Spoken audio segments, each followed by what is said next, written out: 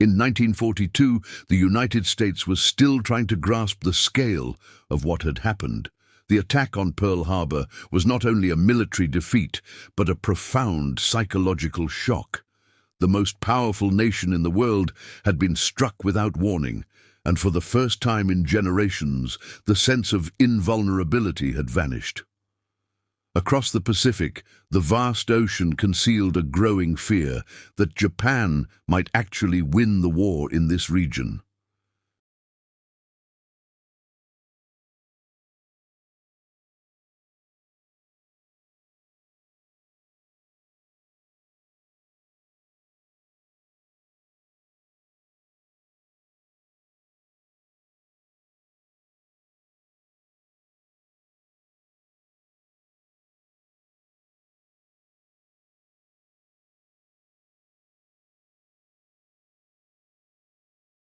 In the months following Pearl Harbor, the Japanese Empire advanced rapidly. Strategic territories fell one after another, shipping routes were controlled, and the reputation of the Japanese Navy grew with every victory.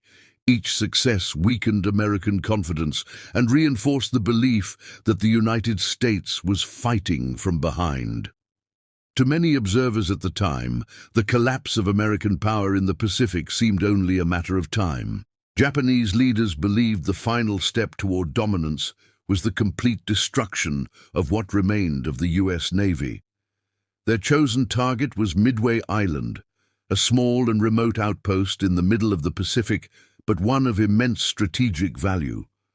Midway served as an advanced warning post for the United States.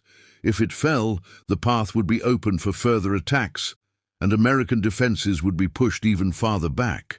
The Japanese plan was ambitious, complex, and carefully calculated.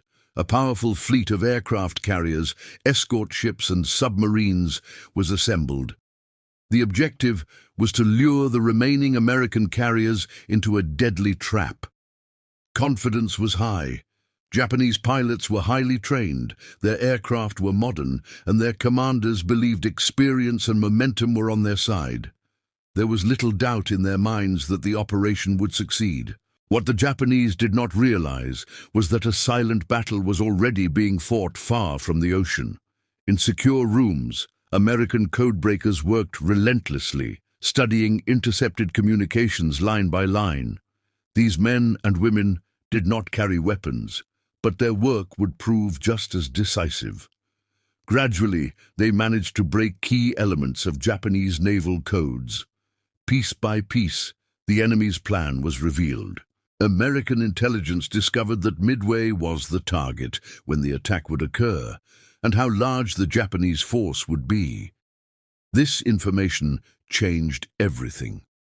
Admiral Chester Nimitz, commander of the U.S. Pacific Fleet, understood that he now had a rare opportunity. Though his forces were outnumbered, knowledge gave him a chance to turn the enemy's confidence into a weakness. Nimitz made a dangerous decision. Rather than retreat or defend passively, he chose to prepare an ambush. Every available American aircraft carrier was positioned with precision. There was no room for error. If the plan failed, the consequences could be catastrophic for the United States and the future of the war in the Pacific.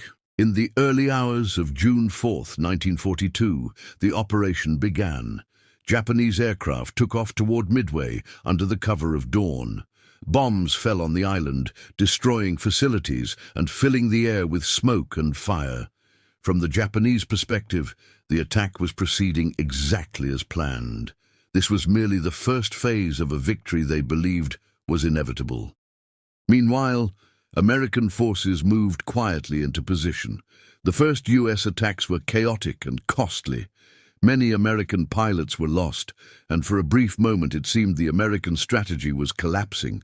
The ocean swallowed planes and lives alike, but history often turns on moments measured in seconds rather than hours.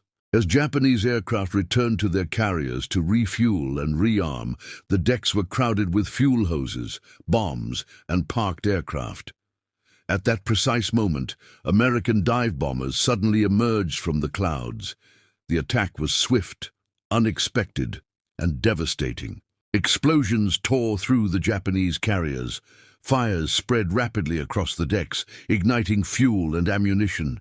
Crews fought desperately to contain the damage, but it was too late. Within minutes, ships that symbolized the strength of the Japanese Empire were burning beyond control. One by one, 4 Japanese aircraft carriers were lost. Although fighting continued throughout the day, the outcome had already been decided. Japan had suffered a blow that could not be easily replaced.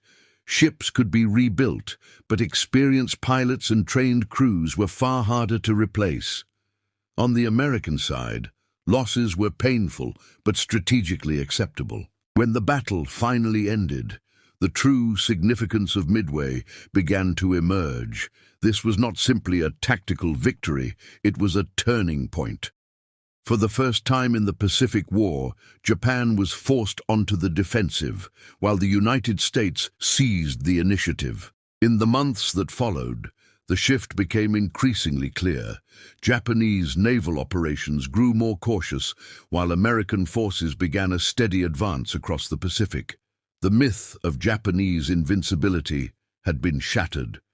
What once seemed like an unstoppable empire was now fighting to hold ground. The Battle of Midway proved that modern warfare was not determined by numbers alone. Intelligence, preparation, and decisions made under immense pressure could shape the fate of nations. It was a battle fought far from cities and civilian populations, largely unseen by the world, yet its consequences were global. Today, Midway is remembered as one of the most decisive battles of World War II. A confrontation where courage met information and where the course of history shifted not by chance, but by deliberate action. In the vast silence of the Pacific Ocean, a single battle changed the direction of the war and reshaped the modern world forever.